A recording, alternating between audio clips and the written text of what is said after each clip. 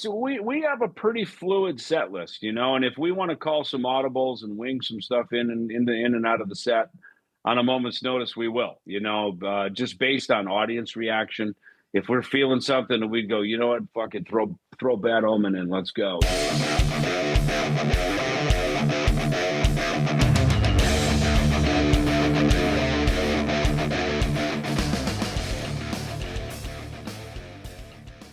It's the fall, and the Kings of Thrash are hitting the road. They're coming to the East Coast this time. They're over on the West Coast at the beginning of September. We're welcoming back to the show Dave Ellefson of Kings of Thrash. Dave, welcome to Metal Mayhem. How are you doing, man? Hey there, John. How are you, buddy? What's happening? We're doing well. So exciting times. Kings of Thrash are coming to the East Coast with a Rochester date, October 21st. Tell us about the tour. What do us East Coasters have in store for us? Well, it's funny. I came up with a name last year. I thought, let's just do the Global Thrash Tour. Global Thrash Tour continues because we're over in the UK, then we went across Europe, and then we took most of this year off, the earlier part of the year off the road.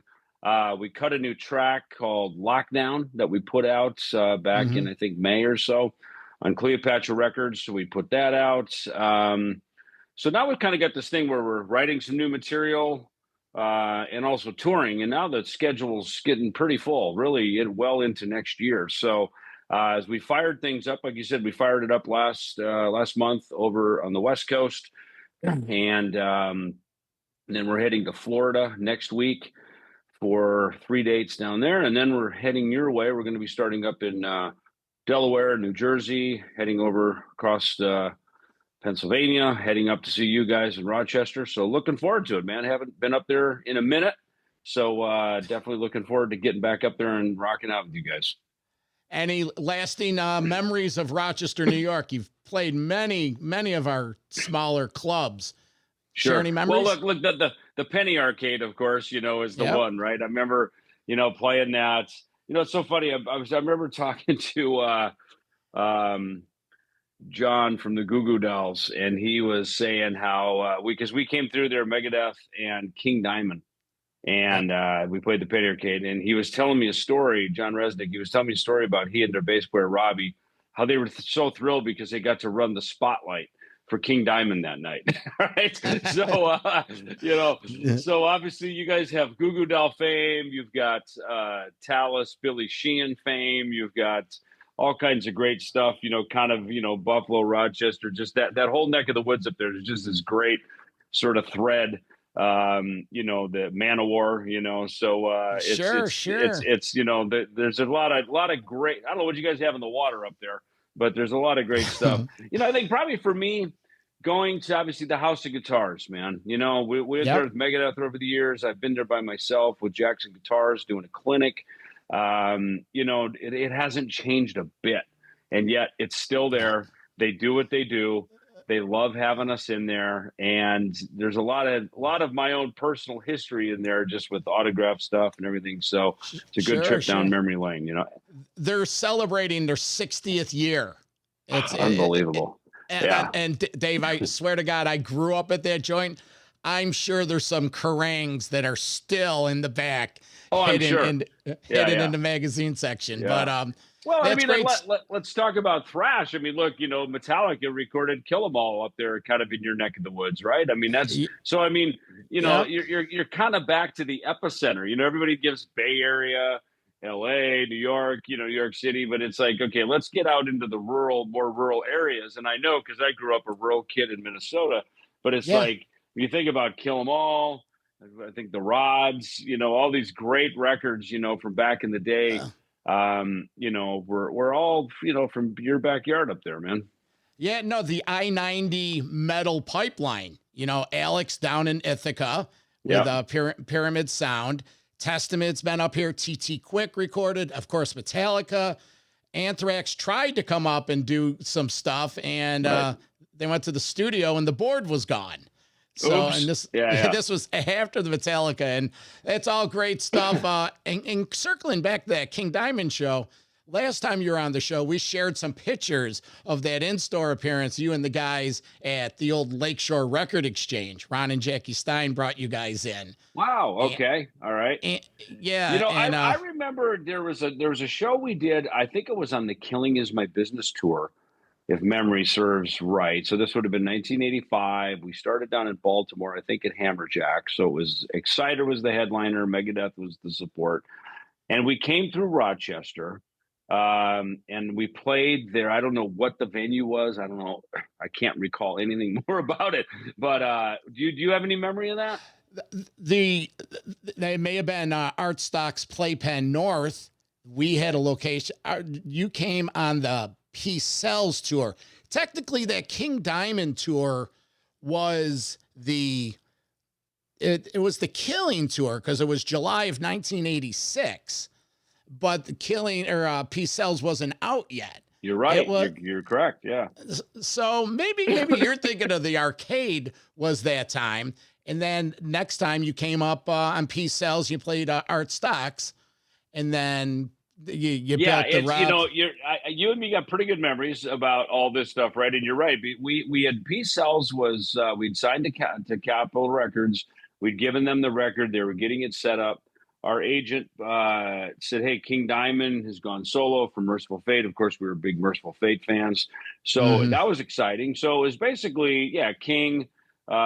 Timmy Grabber on bass, Michael Denner on guitar from Merciful Fate, and then these two new young bucks, Andy LaRocque and Mickey D, on guitar and drums, respectively. So that was a super fun tour, man. And you're right, the Penny Arcade, that was like the step up to the next level. And I don't know where I'm thinking. For some reason, I guess I thought it was Rochester on the Killing Is My Business tour, because I remember it was a cool show. Some friends of mine had come. They worked for a company called Eventide, which created what was best known as the harmonizer. Was one of their key pieces of equipment. Was in every studio, everywhere. And I remember after that show, we went to we were driving over to Cleveland, and our van broke down in the middle of the night, literally at an exit called the Promised Land. Right. So the van breaks down. Me and our tour manager, Frank Pepito. And of course, I've got a credit card that my dad gave me when I moved from Minnesota to LA, a couple years earlier in 1983. Right. Yeah. Kind of the coveted credit card. Don't use it. Well, it basically financed the Killing Is My Business tour. Right. So it's one of these, swipe the card. I'll have to figure out how to explain this to Dad later. One of those kind of things. Right. So me and Frank, this is straight out of the Blues Brothers, man. I think we hitchhike. We hitchhike like an exit down the road, and we get off, and there's like nothing on this little street next to the freeway except this one street light, and under it is a National Rent-A-Car.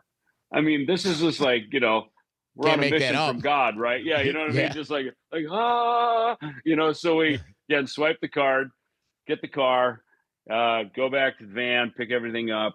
And the van was from some rental house back in New Jersey. So we're like, well, but we'll have to deal with that later, right? We'll have to figure that out. So we get in the car, and somewhere early in the morning, we've been driving all night.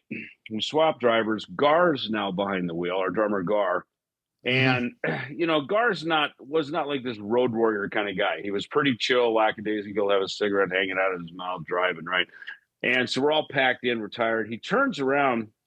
I was kicking something. He had his kick drum pedals, because we had to take everything from the van and put it in this Chevy Caprice car, right? So I'm kicking the seat. I'm going, God dang it, what is this down there? So Gar turns around while he's driving, literally like this, takes his eye off the wheel to get his kick drums pedals and move them, and he drives off the road at 85 miles an hour, just like straight off the road in the ditch, and we're like flying around. And I thought, this is it. We're done. This is Killing Is My Business. We're done. Right. This is it. And suddenly the car comes to a stop. And I mean, we're just all, just shaking. Right. So get out. I go up to the road. A semi truck pulls up by, and he gets out and says, "Hey, I saw what happened." And quick, I'm like, a deer jumped out in front of us, because we're high. We got shit on us. Right. You know what I mean? Drinking. So, and he kind of goes, uh-huh. Yeah. Well, anyway, you need help. So he, with his winch on the front of his truck, pulled the car out of the ditch. And then we had to put that little, the little travel tire. You're only supposed to go like 30 miles an hour for like 50 miles. And we drove like a couple hundred miles into Cleveland. And so that, I think, was, between the second and third show of the Killing Is My Business tour. And then it was just, pretty much shenanigans like that the whole rest of the way. So long story short, and pardon my long digression here, but that's sort of my memories of Rochester-ish. Yeah. Well, and rinse, repeat throughout your 40-year career. So pretty much, yeah. Kings of Thrash, you're going to be revisiting that music. The Killing is 40 years, depending on when it came out. What are we doing on this tour? Euthanasia's having an anniversary? So when we first launched this back in 2022, we just sort of played mostly Killing. I think we went out. We actually said we're going to play Killing Was My Business, top to bottom, and So Far So Good So What. These records aren't very long. These are 30-minute records, right? So to play both records live, it was a serious musical undertaking. I mean, because this is very athletic, very robust music. This is not, you can't just phone this stuff in, right? So it was a lot of work to prepare it. But we did it. We did 4 dates kind of out here in the Southwest where I live here and where the band's based. And we recorded the Best of the West live at the Whiskey A Go Go. That was show 4. We did this live album, and then then the end of 23 we did like a full tour, kind of up in your neck of the woods. We didn't stop in Rochester, but we did. It was kind of February, March. It was cold out. I remember it was wintertime. We did a run through that area, and that was really the feature was to play Killing and So Far So Good So What in their entirety. And then we went to Australia and we brought Chris Poland with us, and the promoter asked if we would play Peace Sells But Who's Buying in its entirety. So that kind of started the, let's go. Our whole thing is we play the origin story. We do the deep cuts, stuff that's hasn't been played in years, probably never will be played again, at least by Megadeth. And we that's where we go with this. And now, when we were over in the UK back in November, Euthanasia turned 30 years, I think, on November 1st. So we added a few songs off of that. And, then we kind of started to expand the set list a little bit, and again, going toward the deep cuts, really, that's what this whole thing is about. This is about this early music, this thrash stuff that played well in the Penny Arcade, those size venues. Sure. And so that's the spirit of this whole thing, is to really give an homage and a deep dive respect to this. It was the beginning of my career. Jeff Young was with me there on So Far So Good So What, and to really just go there with it. Now, you talk about that early stuff. It's not easy to play. What's some of the harder songs that you find to play at this older point of your career? You know what's funny about that? That's actually a good question. Because I've stayed fit, because I've stayed musically active this whole time, it's not like I took 10 years off and retired and then I got to somehow bring it back together. I've remained musically active my whole career. I've played stuff that's actually even more aggressive, more difficult than this stuff. So I'd like to think that to some degree, it's kind of like if you're going to run a 5-mile marathon, you better be able to run 10, Yeah, and I think that's what this has done for me, is as aggressive as this music is, and as aggressive as it was to play. Cause I mean, this was the edge of the earth at this point, now you got bedroom shredders who sit around on YouTube and, they do this stuff, but to do this stuff at that point in time, nobody had ever done anything like this before. We were pushing the boundaries as far as they would go, and Megadeth especially, out of all the thrash bands, out of, and I'm not talking just the big four of Metallica, Megadeth, Slayer, Anthrax. I mean, I'm talking about, Testament, Nuclear Assault, Overkill, all the guys, right? Exodus. We were Exodus, exactly. We were at the edge, we were there, along with all those guys, right? Because those bands were all great players, and we were just making this stuff up as we went along. So I think for me to go back in time and play, say, Black Friday, for instance, right? Which, is a complex song, has a lot of tempo shifts, a lot of that kind of stuff. I think there's a purity between the four of us in Kings of Thrash. There's a love of this. There's a genuine fun about it that it kind of makes it easier to play, when it's not sort of your job, when it's not like this has to be great or else. Suddenly it becomes great for the reasons it should be great, which is just it's fun to play, and we get up on stage and the fans are thrilled, and so just everybody's having a great time. And I think that sort of takes your focus off of sometimes the complexity. It kind of gets you a little more in the moment, where you're just really enjoying the whole process. Sure. So the rest of the band, like Dave said, Jeff Young, Chaz Leon on vocals, and Fred A. Chain on other on drums, guitar on drums, or on drums. Yeah. How did Chaz approach these vocals? Did he pick your brain, or you guys are just like, what? Like you said, let's just have fun with this. Chaz, look, we have fun with it, but I will say we stay true to what it is. This is not this is not our interpretation of it. And I'm probably more of a stickler about it because I've been there for the whole time, right? And I know what's required of it. First of all, Chaz is a fan. I mean, he is a huge Megadeth fan. He's a big fan of Dave Mustaine. He plays like him. He can sing like him. He can really get into the character.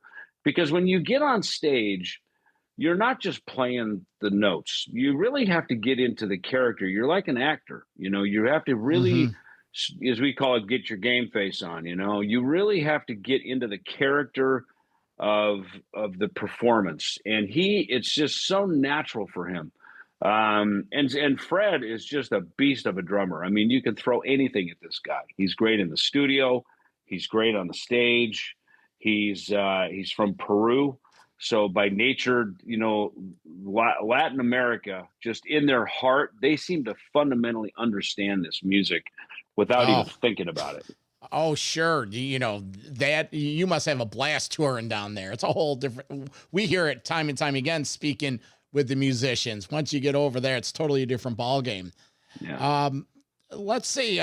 So you talked about, so anything's open for the set list. Is it going to revolve from show to show? Is there something that you may add or take out depending on the reaction? Or is it going to be the live album kind of lineup? No, it's, we're not locked to a click track. We're not locked to any of this stuff. It's truly raw. It's just the pure aggression and the energy of it. And because we have got a deep repertoire, man. I mean, between everything from the 80s into some Rust in Peace stuff, we even got a little bit of course, the Euthanasia stuff. We've been kind of toying around even with some World Needs a Hero and some deep cuts on Countdown. So, I mean, this, and of course, this is all stuff I, helped write, record. Of course. I've been a part of. So for me, this stuff kind of comes back like riding a bike, to be honest with you, and like I said, Chaz is such a fan of this stuff. Sometimes I kind of defer to him. I go, I don't know, what do you think the fans would want, Chaz? He is a fan, you know what I mean? Yeah. He's the guy from the other side of the stage who's now on the stage. So he gets it. And I think that's what makes him such a great front man for the band, is because he really understands what we're doing, and he's seen it from that side of the stage. So he really understands it. And as a fan of the band, that's what makes this Kings of Thrash so appealing. Because Dave, come on, let's admit it. You're involved with so many projects. You're everything from your coffee to your other bands. You're an ambassador. You have nothing to prove. You are out there you wrote this stuff. You're playing this stuff. And I think first and foremost, you're having fun.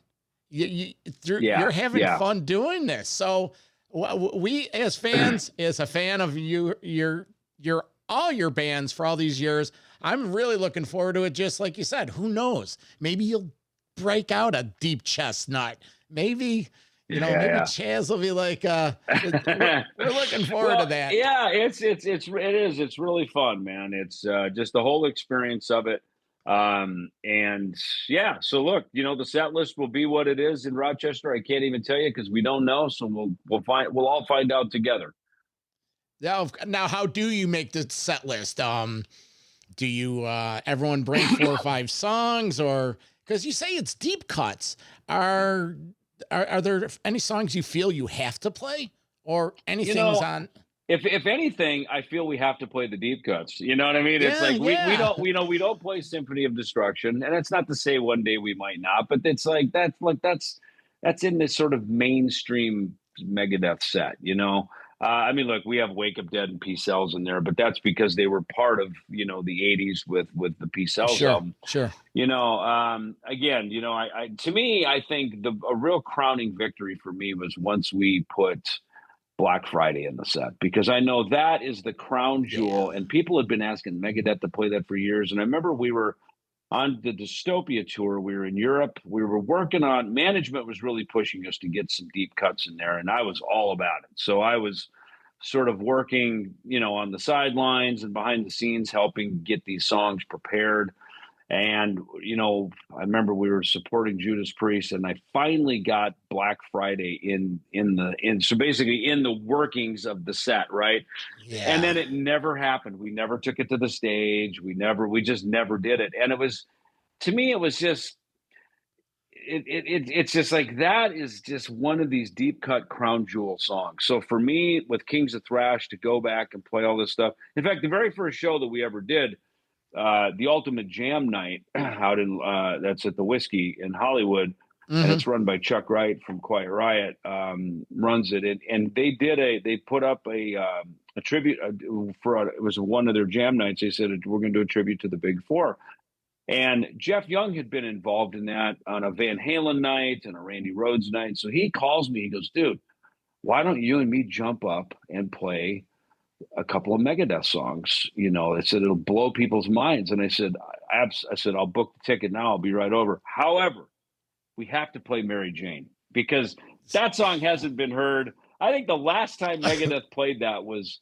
with Marty Friedman on the Rust in Peace tour in Japan. And I think it's only because we needed some extra songs to fill the set list out, because in Japan you headline with no opening band. So you have to literally play like an hour and a half of music, right? So we had to bring some deep cuts in.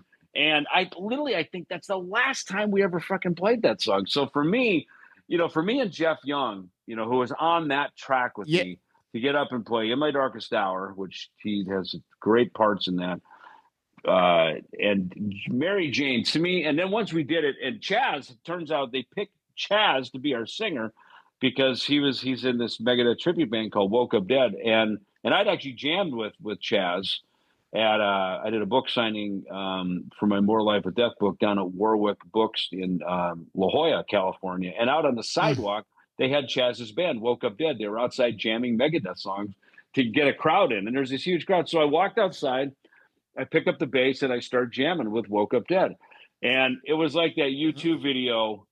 Instead of The Streets Have No Name, where they're filming on top of the building and they're creating all that chaos. It was like one of those moments. I look out there, like, since when is there 1,000 headbangers in La Jolla? And here they all are on the streets, you're rocking out to play, whereas we're jamming Megadeth tunes, So I love these fun impromptu moments, man. Oh yeah, I love that. So far, so good. Set the world afire. Yeah. The whole thing.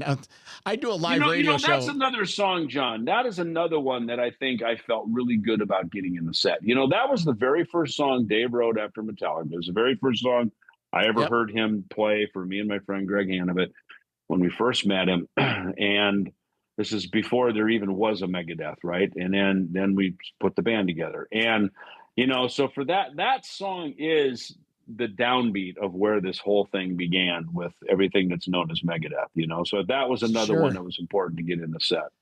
It's such a killer riff that it writes itself. Why wouldn't that be in the set? It's just, Well, here's the thing.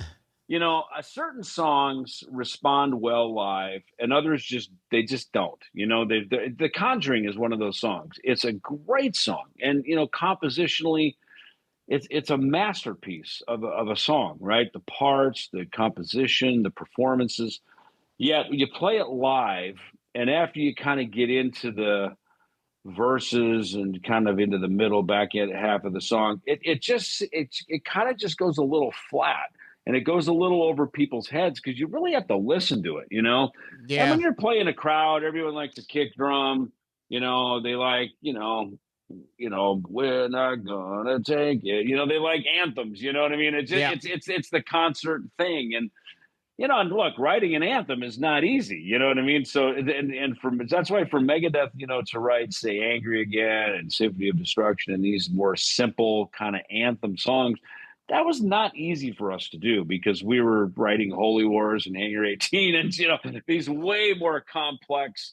These are like complex classical pieces. And I don't want to say dumb it down, but to some degree, you really have to simplify things, that's hard to sort of trim the fat and get something down to its just very basic core of what it is, because it was not in our nature to do it. And I think that's what all the four of us in Kings of Thrash, we think like that ourselves. We Sure. love to get into the intricacies of the tunes and to really dig into that. And really, to answer your question, Jeff Young, I kind of task him with putting the set list together because he really enjoys it. He's got a lot of guitar changes.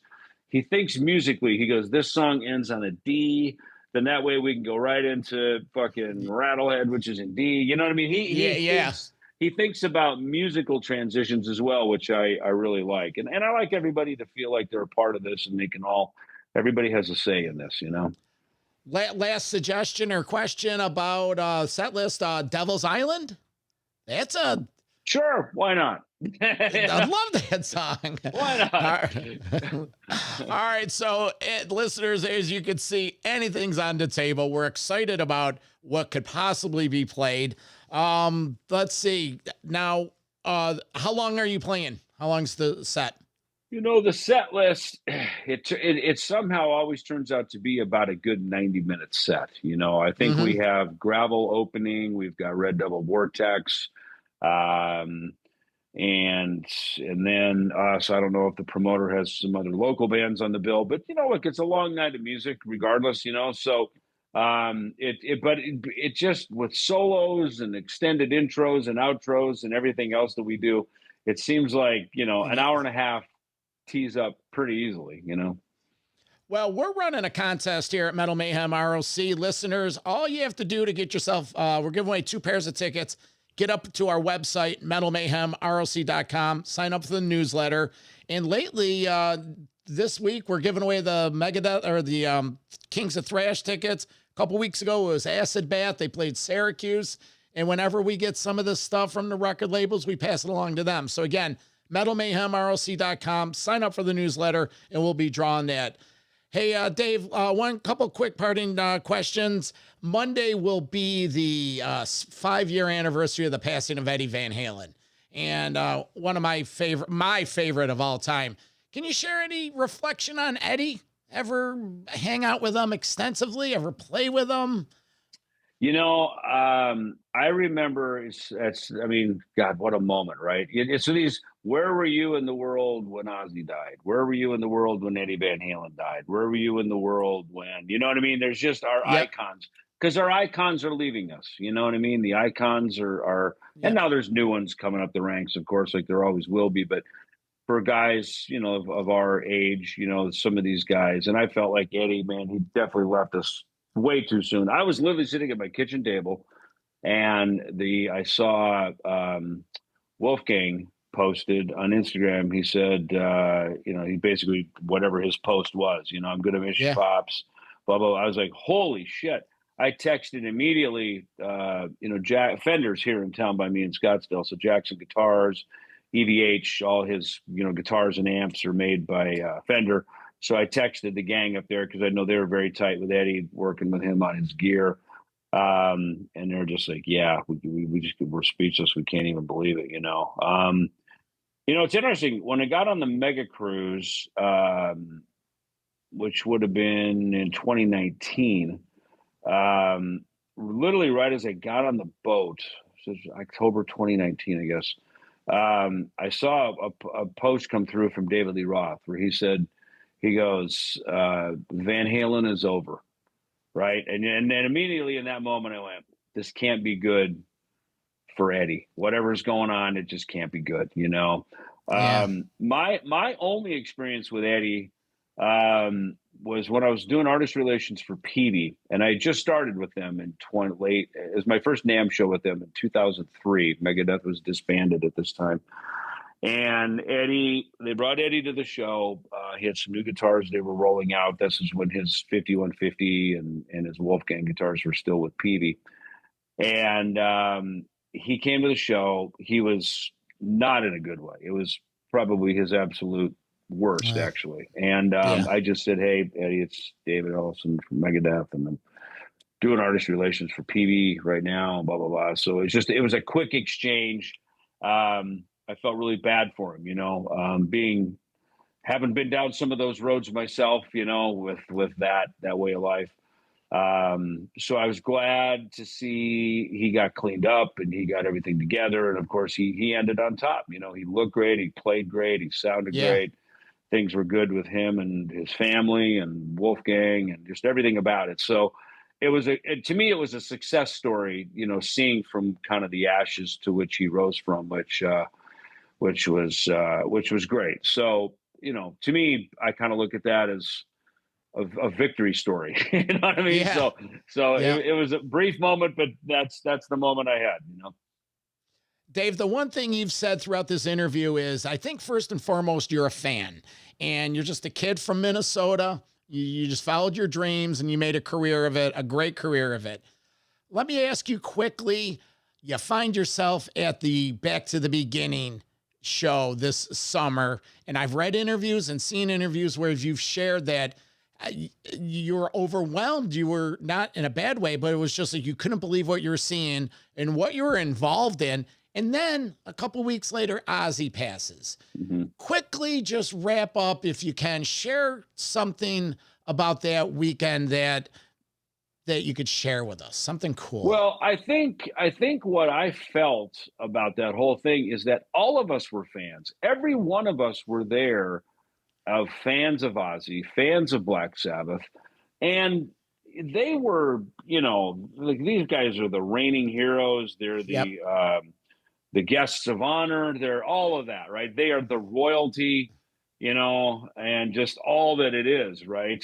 Yet at the same time, they had so much respect and were fans of all of us. You know what I mean? Like because in some way, either through Sabbath or Ozfest, they helped so many people come up the ranks, and gave so many people their break, and to be there with everybody from Sammy Hagar and Steven Tyler, and we're all just fans of each other, and there was that. And I think that was just what leveled the playing field. There was no egos. There's no, where's my limo? How come your dressing room is bigger than mine? And, I'm going to call my agent, and, there's none of that. Like, everybody was just there, and I think, look, we all knew the end was near, that was very clear, with Ozzy. We didn't know how much time he would have left. I think I saw him and talked to him after the show. I thought, shit, maybe we got 5 more years left. The guy's going to be making records. You know what I mean? Shit,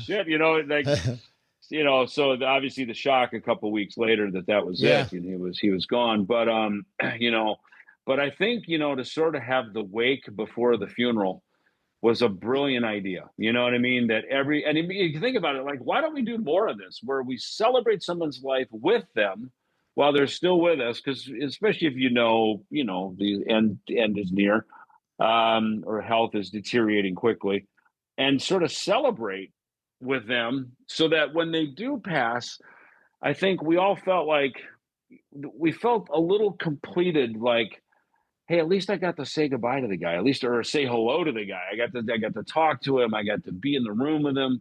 we all got to hear Black Sabbath one last time. I mean, Yeah. it was just so divinely brilliant. You know what I mean? For a band that, I keep hearing, for a guy they called the Prince of Darkness, he sure did bring a lot of light, to all Yeah. of us. Yeah. And same with Black Sabbath, for as dark and heavy as their music was and everything. It's like these guys were such cool guys, Yeah. and so there was just so much greatness around all of it, and it made all of us feel comfortable. No one felt less than, superior to. There was none of that, and I think that's what was just so great, is to just be a member amongst members, whether you were newbies or kind of making your name, or if you're an old guard like some of us who've been doing this for over half our lives. It was all just a level playing field. Yeah.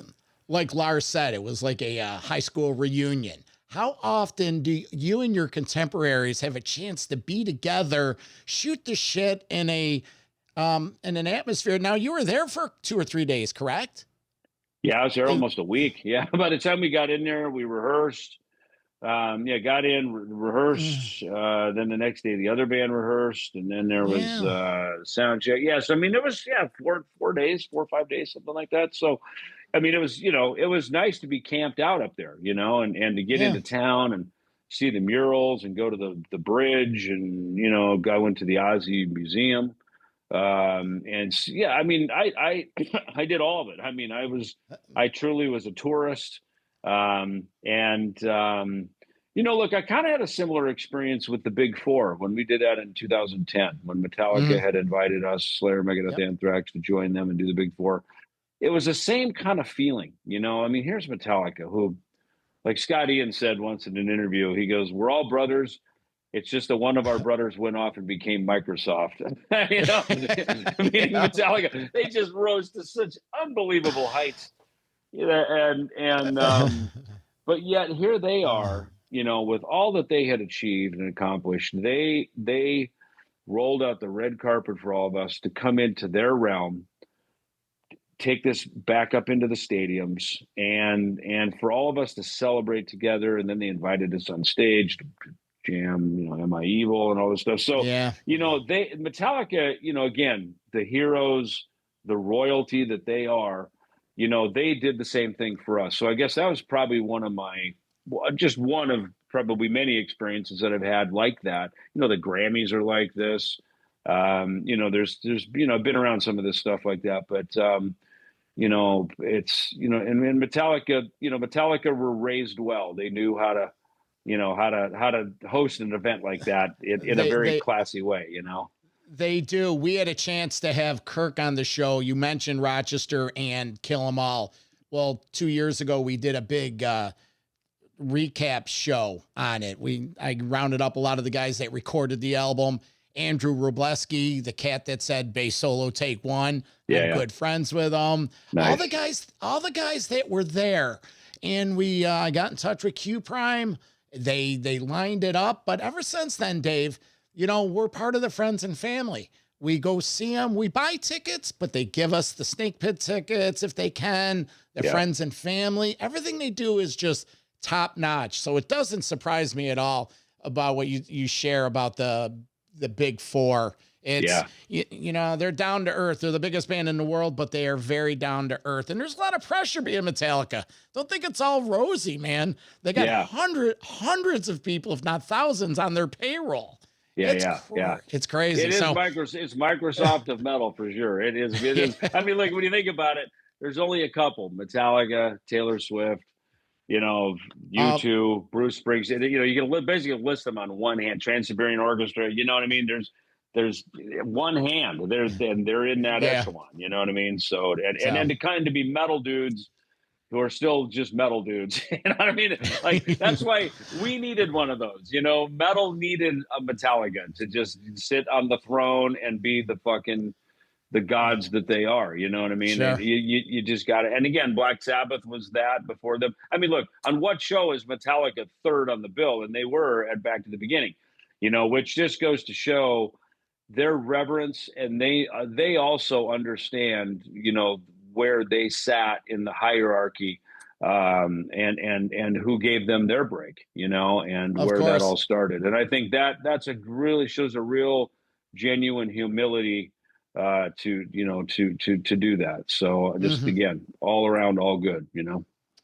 Well, what's good is the Kings of Thrash East Coast Thrash tour, Harrisburg, all the way down Florida, Rochester, Michigan, Kentucky. Get tickets for the Rochester show at metalmayhemroc.com. Buy tickets, and all these other shows. Ticketmaster, Dave, is that the easiest way people to get them? Probably. Yeah, I don't know. Yeah. What else? What else before we let you go? What else can you promote? What else is going Well, on? look, I've got the Ellefson Soto album that's out, Unbreakable. So all that stuff, videos. We got 4 singles on YouTube. You can go over to my socials, and check that out. I think we made a super good record. It's our second one. So we've got that going on. More Kings of Thrash dates. We're going to Mexico in November. Right before that, I'm participating here in Phoenix at the Alice Cooper and Rob Halford Rock and Roll Fantasy Camp. Yeah. So, which will be super good. Those are always fun, so, and do a little celebrity golfing at the Alice Cooper golf tournament, so. Jeez, you don't stop, man. Yeah. So when you come to Rochester, we'll hang out, say hello, and enjoy the show. I'm looking forward to it. Thanks for supporting it, man. I appreciate it. No problem. See you, man. Yeah. Bye.